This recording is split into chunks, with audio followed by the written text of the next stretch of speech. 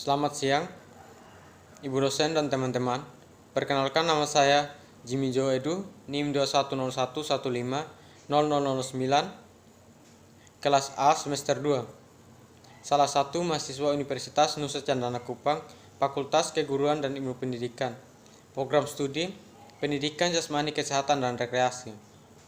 Berkaitan dengan tugas mata kuliah Teori Belajar Motorik, pada kesempatan video kali ini saya akan menjelaskan tentang kondisi belajar gerak. Kondisi belajar gerak merupakan suatu istilah yang digunakan dalam dunia pendidikan yang mempunyai pengertian tertentu. Kata kondisi bisa berarti keadaan atau syarat, sedangkan belajar bisa berarti terjadinya perubahan, pembawaan atau kemampuan setelah terjadi proses edukatif. Dari arti kedua kata tersebut dapat untuk menjelaskan pengertian kondisi belajar. Kondisi belajar adalah suatu keadaan yang diperlukan agar proses belajar bisa berlangsung sesuai dengan tujuan yang hendak dicapai. Keadaan yang diperlukan agar proses belajar terjadi mencakup keadaan yang ada pada diri pelajar dan perlakuan yang dikenakan kepada pelajar. Kondisi belajar sangat menentukan pencapaian hasil belajar. Kondisi belajar sangat sesuai dengan keperluannya, bisa memberikan kemungkinan pencapaian hasil yang baik. Sebaliknya, kondisi belajar yang tidak sesuai dengan keperluan bisa mengakibatkan pencapaian hasil belajar yang tidak baik, karena kondisi belajar berpengaruh terhadap kualitas pencapaian hasil belajar. Maka kondisi belajar harus disiapkan sebaik-baiknya dalam proses belajar mengajar. Kondisi belajar harus disesuaikan dengan jenis belajar yang ditangani dalam proses belajar mengajar. Kondisi belajar yang sesuai untuk belajar kognitif, belajar efektif, dan belajar gerak adalah berbeda-beda. Masing-masing jenis belajar tersebut perlu penanganannya yang berbeda-beda dalam proses belajar mengajar.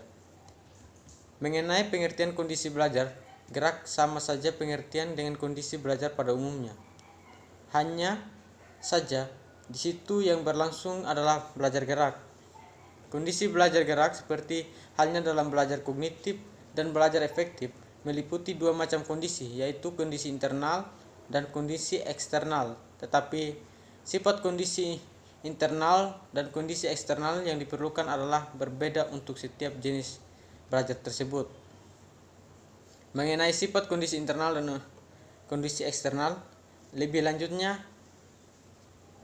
akan dijelaskan sebagai berikut dalam belajar, khususnya dalam belajar gerak. Yang pertama, kondisi internal dalam belajar gerak. Kondisi internal adalah keadaan yang seharusnya ada pada diri si pelajar.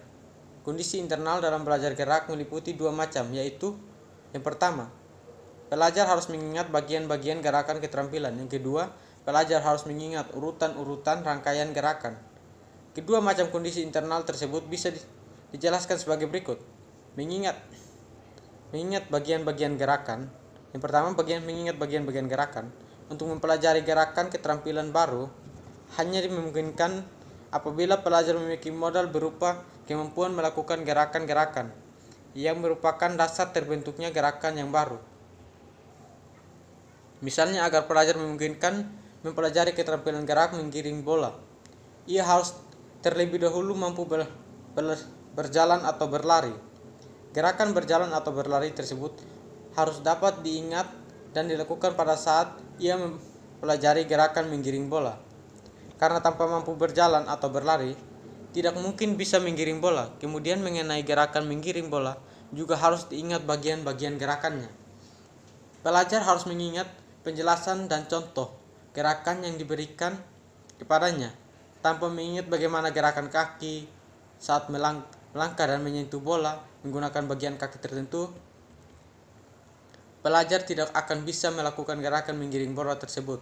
Contoh lainnya adalah dalam belajar bermain tenis. Agar pelajar bisa bermain tenis dengan baik, maka ia harus bisa mengingat bagaimana melakukan pukulan servis, bagaimana melakukan pukulan apabila bola berada di sebelah kiri dari arah tubuhnya. Tanpa bisa mengingat bagian-bagian gerakan keterampilan tersebut, ia tidak akan bisa bermain tenis. Yang kedua, mengingat urutan rangkaian gerakan. Gerakan keterampilan pada dasarnya merupakan rangkaian dari gerakan-gerakan.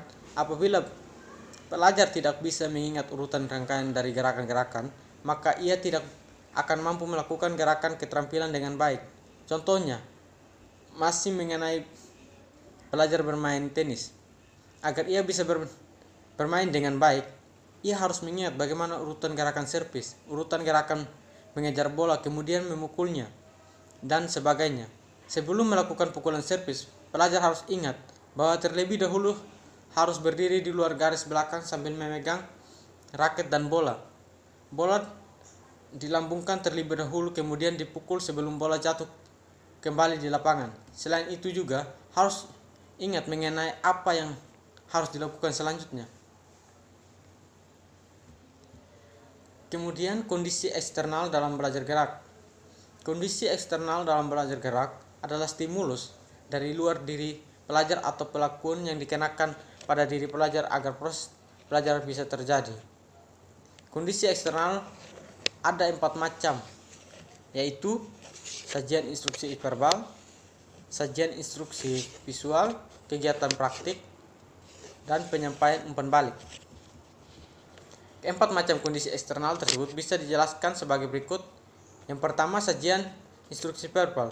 Instruksi verbal bisa diterjemahkan menjadi pengajaran menggunakan kata-kata. Instruksi verbal dalam belajar gerak adalah berupa penjelasan mengenai gerakan yang dipelajari. Di sini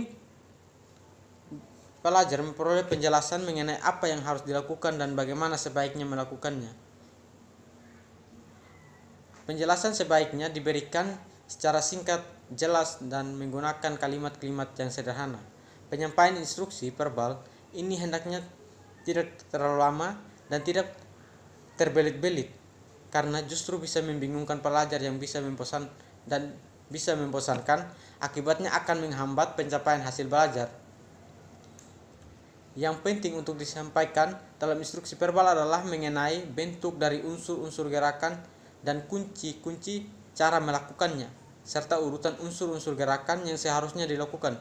Sebagai suatu cara untuk menyajikan materi dalam belajar gerak, menggunakan instruksi verbal saja belum cukup. Memberikan gambaran tentang suatu gerakan hanya menggunakan kata-kata umumnya masih sulit ditangkap dengan jelas oleh pelajar. Untuk itu, agar menjadi jelas, perlu dilengkapi dengan kondisi eksternal lainnya, yaitu instruksi visual. Sajian instruksi visual. Instruksi visual adalah pengajaran di mana materi pelajaran disajikan dalam bentuk suatu yang bisa dilihat. Di dalam belajar gerak, instruksi visual diberikan dalam bentuk sajian model gerakan atau contoh gerakan. Sajian model gerakan bisa diberikan dalam bentuk peragaan gerakan oleh seseorang atau dalam bentuk gambar bentuk gerakan. Peragaan gerakan oleh seseorang yang mungkin dilakukan oleh guru atau orang lain yang bisa melakukan bisa disebut model hidup, sedangkan yang berupa gambar-gambar disebut model gambar.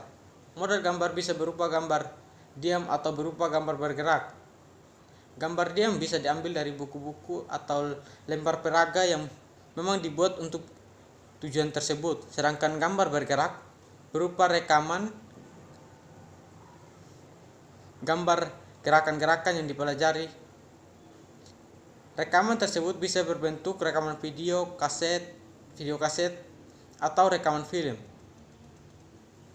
Untuk sajian model gerak, penggunaan model gerak bergerak lebih baik dibanding penggunaan model gambar diam. Gambar diam hanya bisa menyajikan bentuk-bentuk gerakan pada tahap-tahap tertentu, sedangkan gambar gerak bisa memberikan gambaran keseluruhan gerakan secara utuh serta bagaimana rangkaian gerakan dilakukan. Untuk menggunakan model gambar bergerak dalam kegiatan mengajar sehari-hari masih cukup banyak hendaknya, yaitu dari segi fasilitas. Untuk menggunakan model gambar bergerak diperlukan alat-alat yang cukup mahal harganya dan kadang sulit pengadaannya. Perbandingan menggunakan model hidup dan penggunaan model gambar bergerak menunjukkan adanya kelebihan dan kelemahan pada masing-masing penggunaan model tersebut. Penggunaan model hidup bisa memberikan gambaran pelaksanaan gerakan yang lebih realistis, tetapi sangat tergantung pada kualitas kemampuan gerak si pelaku yang pada saat ia berperan sebagai model. Misalnya, yang berperan sebagai model adalah gurunya, padahal gurunya yang bersangkutan kurang terampil melakukan gerakan yang diajarkan, maka sebagai model guru tersebut kurang baik, sedangkan penggunaan model gambar bergerak kurang realistis karena berupa gambar, tetapi dari segi lain memiliki kelebihan. Penggunaan model gambar bergerak bisa disiapkan secara seksama sehingga memungkinkan untuk menyajikan gambaran yang rinci dan menonjolkan bagian-bagian penting yang merupakan kunci gerakan. Penggunaan kaset video untuk menyajikan model gerakan sangat mudah diulang-ulang dan juga bisa dihentikan untuk memperjelas gambaran bagian-bagian gerakan tertentu. Di dalam penyajian model gerak sebaiknya memperhatikan kualitas model gerakan yang disajikan. Kualitas model gerakan erat kaitannya dengan tingkat kesulitan pelaksanaannya. Semakin baik gerakan yang menjadi model, semakin tinggi pula tingkat kesulitan yang dihadapi oleh pelajar yang meniru. Berdasarkan prinsip ini, hendaknya kualitas model gerakan disesuaikan dengan perkembangan atau tingkat kemampuan pelajar. Misalnya untuk pelajar pemula, sebaiknya tidak diinstruksikan untuk meniru model gerakan yang rumit. Sebaliknya, untuk pelajar lanjut sebaiknya diinstruksikan meniru model gerakan yang terlalu sederhana.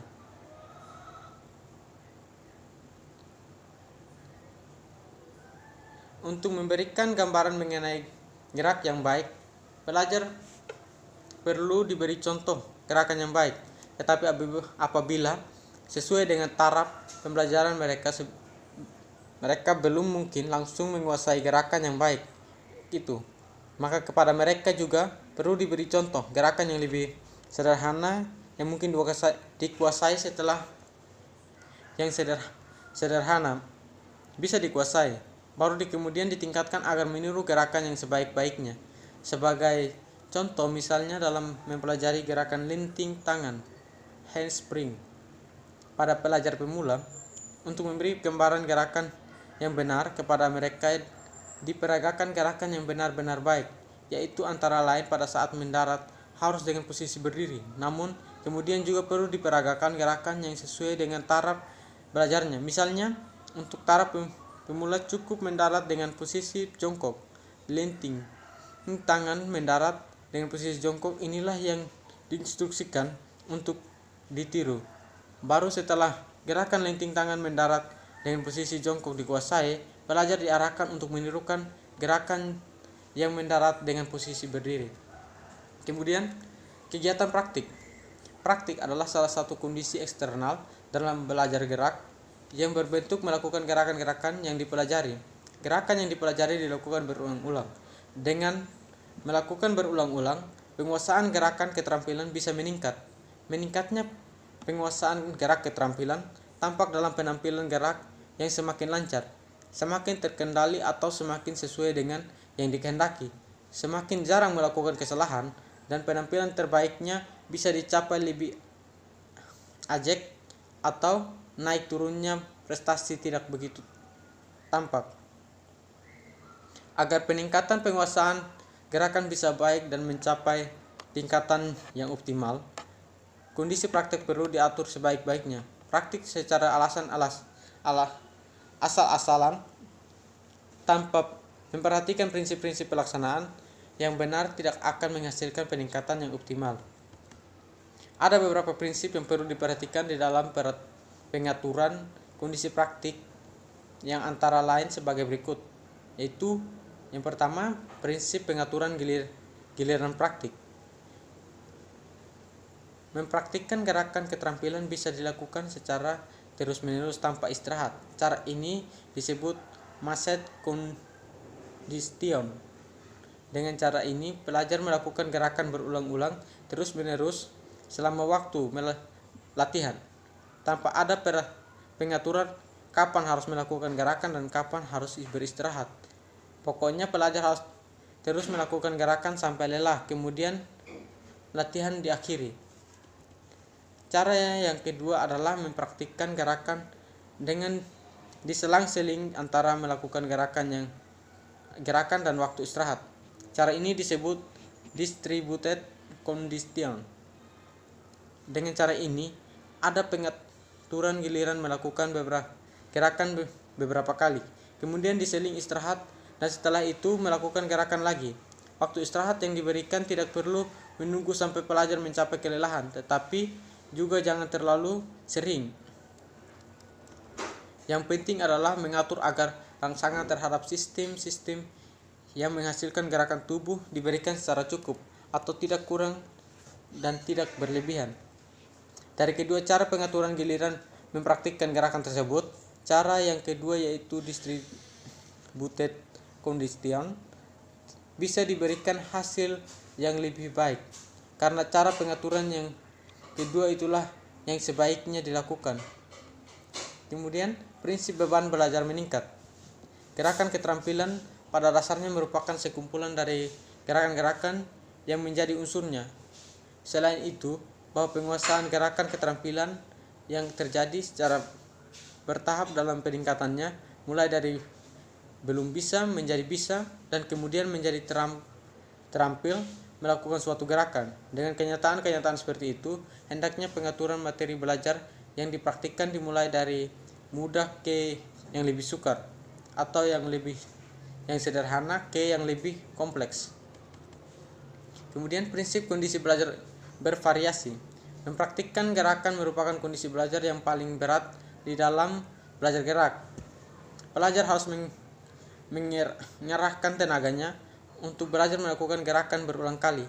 Ia harus memerangi rasa lelah dan kadang-kadang harus memerangi rasa bosan, agar kelelahan tidak cepat terjadi, atau kalau terjadi tidak begitu dirasakan, serta tidak cepat terjadi kebosanan pada diri belajar. Penciptaan kondisi praktek yang bervariasi sangat diperlukan. Di sini diperlukan kreativitas guru untuk menciptakan variasi.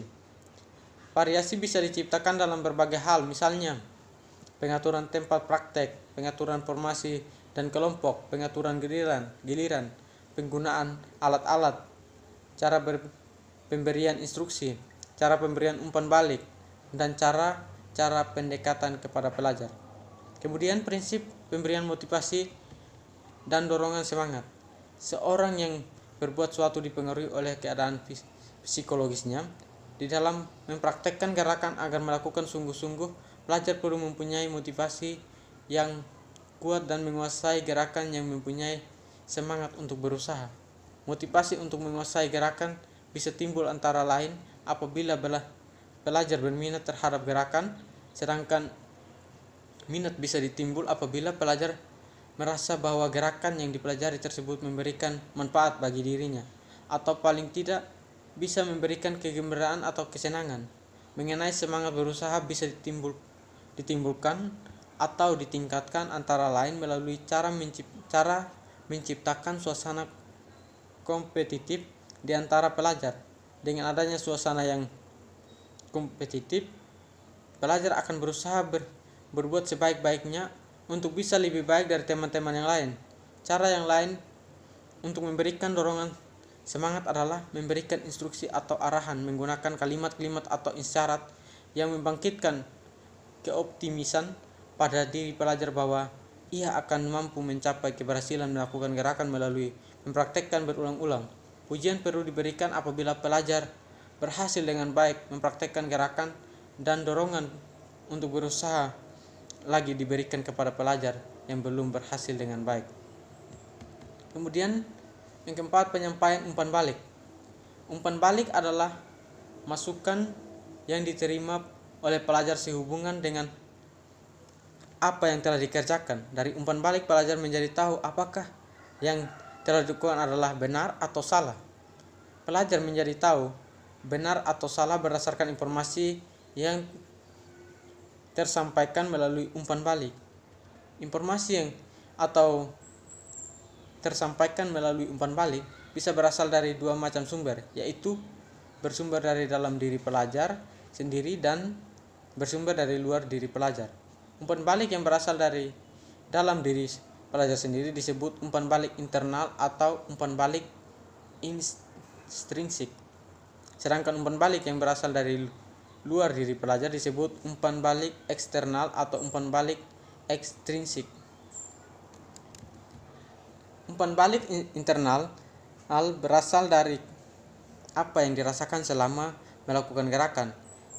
Yang paling berperan dalam umpan balik internal adalah indera kinestetik. Umpan balik yang berasal dari indera kinestetik disebut umpan balik kinestetik. Indera kinestetik berada pada otot, persendian, dan tendon. Indera kinestetik bisa disebut juga indera gerak karena melalui indera ini seorang bisa merasakan gerakan yang dilakukan. Dari apa yang dirasakan selama melakukan gerakan, pelakunya bisa menandai gerakannya benar atau salah. Gerakan yang dilakukan dengan benar biasanya tidak ada pemaksaan kerja otot pada bagian tubuh tertentu yang sebenarnya tidak diperlukan untuk mendukung gerakan sehingga gerakan terasa enak dan lancar. Sebaliknya, gerakan yang salah biasanya terasa tidak enak dan tidak lancar. Dari rasa gerakan yang biasa dilakukan, pelajar bisa berusaha untuk membenarkan gerakannya. Pada umumnya, pelajar yang indera kinestetiknya baik cenderung lebih mudah mempelajari gerakan dan mampu memanfaatkan umpan balik kinestetik untuk memperbaiki gerakannya. Misalnya seorang yang indera kinestetiknya baik setelah merasakan gerakan dan posisi kedua tangan merentang ke samping lurus simetris setinggi pundak, maka walaupun dengan mata tertutup ia mampu merentangkan lagi kedua tangannya ke samping seperti yang pernah dilakukan. Apabila salah satu tangannya lebih tinggi atau lebih rendah, ia bisa merasakan dan kemudian bisa membetulkan posisi tangannya sampai lurus simetris setinggi pundak. Kemudian umpan balik eksternal. Umpan balik eksternal berasal dari luar diri pelajar. Proses penerimaan umpan balik eksternal bisa menggunakan indera penglihat atau indera pendengar. Umpan balik yang diterima melalui penglihatan disebut umpan balik visual, sedangkan yang diterima melalui pendengaran disebut umpan balik auditor. Umpan balik visual diterima dari pembuatan yang dilakukan yang dapat dilihat.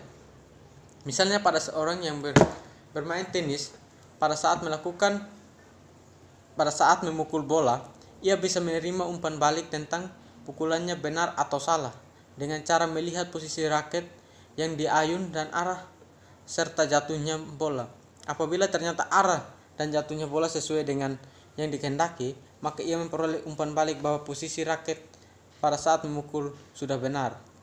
Sebaliknya, apabila ternyata arah jatuhnya bola tidak sesuai dengan yang dikehendaki, maka ia memperoleh umpan balik bahwa posisi raket saat memukul tidak benar. Oleh karena itu, pada pukulan berikutnya posisi raket perlu diubah. Contoh lainnya yaitu pada seorang yang memanah. Setelah membidik sasaran dan melepaskan anak panah, ia bisa melihat perkenaan anak panah pada sasaran. Dari hasil penglihatannya bisa diketahui apakah bidikannya sudah tepat atau belum.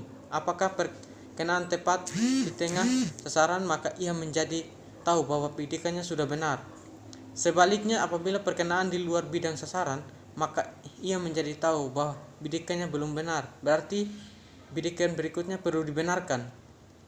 Umpan balik visual yang berhubungan dengan bentuk gerakan yang dilakukan secara langsung sangat sulit diperoleh, karena tidak mungkin seorang melihat gerakannya sendiri secara keseluruhan pada saat bergerak. Dalam hal seperti ini, umpan balik bisa diperoleh melalui cara merekam gerakan yang dilakukan menggunakan alat perekam, misalnya kaset video. Rekaman gambar telah dibuat, kemudian diputar dan dilihat oleh si pelaku yang direkam. Dari melihat rekaman itu, pelaku bisa memperoleh informasi apakah gerakan yang dilakukan benar atau salah. Umpan balik auditory diperoleh dari sesuatu yang dapat didengar. Sesuatu yang dapat didengar bisa berbentuk bunyi yang menandakan sesuatu dan dapat berbentuk informasi verbal yang dikatakan oleh orang lain atau guru.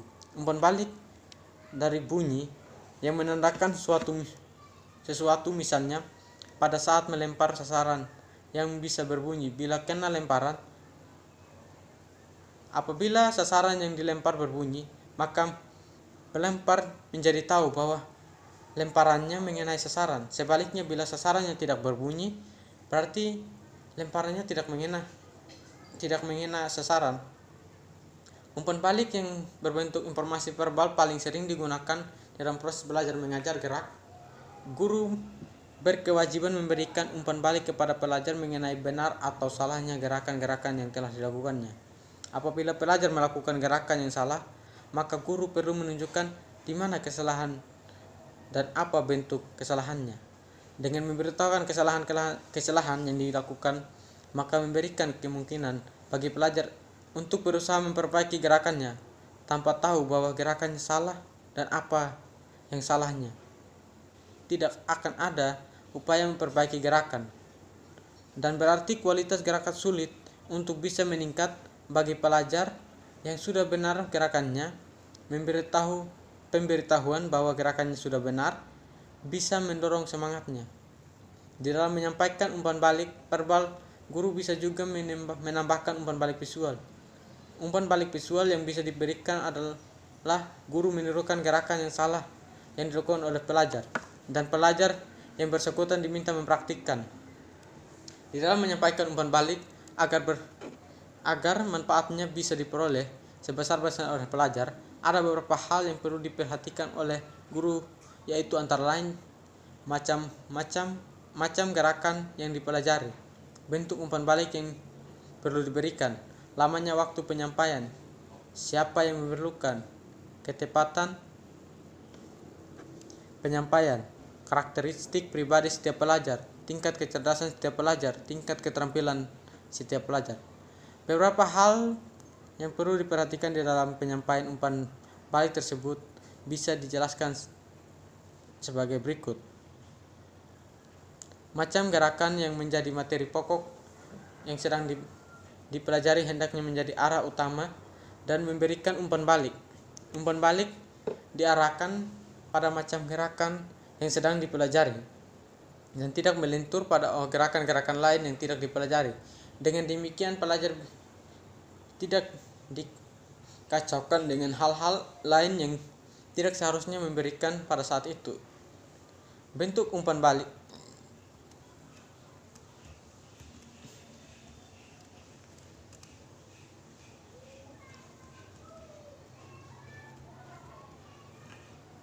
Bentuk umpan balik apa yang sebaiknya diberikan oleh guru tergantung pada tingkat kesulitan gerakan yang dipelajari oleh tingkat kesalahan yang dilakukan pelajar.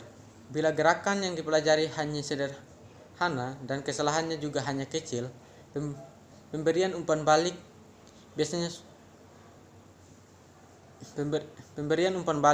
verbal ditambah umpan balik visual berupa peniruan gerakan yang salah biasanya sudah cukup. Tetapi apabila gerakan yang dipelajari sudah cukup rumit dan kesalahannya sulit dan digambarkan dengan menggunakan kata-kata dan juga sulit diturunkan, maka di sini diperlukan umpan balik visual yang berbentuk rekaman gambar gerakan yang dilakukan oleh pelajar yang bersangkutan. Umpan balik rekaman gambar gerakan seringkali diperlukan oleh atlet tingkat tinggi. Pada atlet tingkat tinggi kadang-kadang terdapat kesalahan gerak pada bagian gerak yang rumit dan sering sulit dilihat oleh orang yang tidak benar-benar ahli dalam bidang analisis gerak.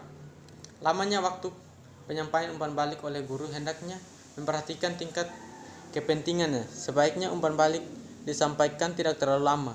Penyampaian yang terlalu lama akan menyita waktu yang sebenarnya bisa menimbulkan kebosanan pelajar dan akibatnya bisa merugikan perkembangan keterampilan pelajar. Di dalam pengolahan belajar gerak secara klasikal, guru hendaknya jeli melihat siapa di antara pelajar yang memerlukan umpan balik. Dengan Jika hanya melihat kesalahan-kesalahan yang dilakukan oleh setiap pelajar, guru bisa menentukan apakah umpan balik disampaikan secara klasikal atau secara individual. Dalam keadaan di mana kebanyakan pelajar melakukan kesalahan gerak yang serupa, umpan balik bisa disampaikan secara klasikal. Penyampaian umpan balik secara klasikal adalah penyampaian umpan balik oleh guru kepada semua pelajar secara bersama-sama. Di sini guru memberitahukan kesalahan yang umumnya dilakukan oleh pelajar dan kemudian memberikan instruksi bagaimana cara untuk membetulkannya. Umpan balik yang disampaikan secara individual atau disampaikan kepada setiap pelajar secara sendiri-sendiri. Sebab pada umumnya setiap pelajar melakukan bentuk kesalahan yang berbeda-beda. Dalam keadaan seperti ini, setiap pelajar diberikan umpan balik sesuai dengan kesalahannya masing-masing. Umpan balik yang disampaikan secara individual cenderung lebih mengena sasaran dan umumnya bisa lebih efektif dibandingkan pemberian umpan balik secara klasikal. Kapan sebaiknya umpan balik diberikan? Dipertimbangkan berdasarkan keadaan si pelajar. Perlu diperhatikan apakah pelajar memerlukan dan siap untuk menerimanya. Pelajar memerlukan umpan balik apabila barangkali melakukan kesalahan yang sama. Sedangkan pelajar yang dianggap siap menerima umpan balik apabila tampak memiliki minat atau kemauan memperbaiki kemampuannya, yang merasa memerlukan umpan balik apabila pelajar tidak ingin meningkatkan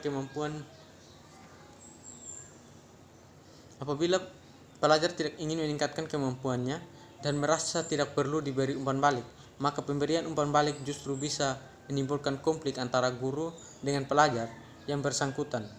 Dalam keadaan seperti ini, tidak tepat saatnya memberikan umpan balik. Karakteristik pribadi pelajar yang diberi umpan balik perlu diperhatikan dalam hubungannya dengan cara dan gaya penyampaian, serta situasi yang tepat untuk menyampaikan. Ada pelajar yang perasaannya halus, mudah tersinggung, tetapi juga ada pelajar yang kasar dan tidak mudah tersinggung. Perlakuan dalam pemberian umpan balik hendaknya berbeda untuk setiap kecenderungan karakteristik pribadi tersebut. Kepada pelajar yang berperasaan halus dan mudah tersinggung, pemberian umpan balik dalam suasana antar pribadi atau bersifat privasi akan lebih menolong baginya untuk berkembang lebih baik. Sedangkan bagi pelajar yang